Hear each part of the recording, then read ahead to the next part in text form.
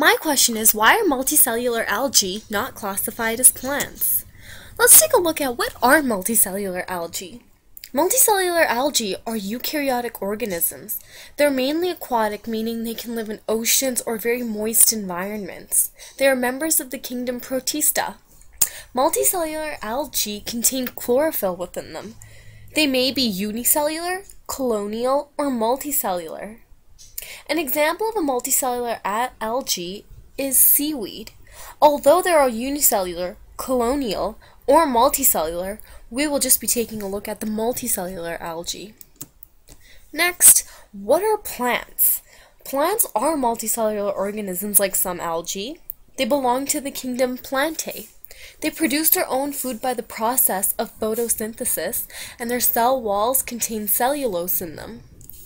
So how are these multicellular algae considered to be plant-like?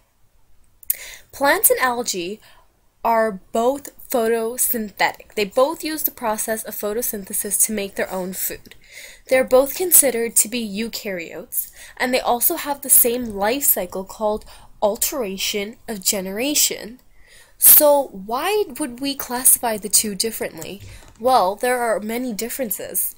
With algae, each individual cell is responsible for absorbing its own water. This makes the algae non-vascular compared to the highly vascular plant species. Algae are both unicellular and multicellular, whereas plants are only multicellular. Algae lacks several key structures that are present in normal plants like leaves, roots, and stems, for example. Algae typically live underwater while plants thrive on land. Plants have multicellular reproductive systems, whereas algae can reproduce through tiny spores or even by replication or growth of broken pieces. So as you can see, there are many more differences from algae to the plants, which is why they have been classified in different sections. Thanks for watching.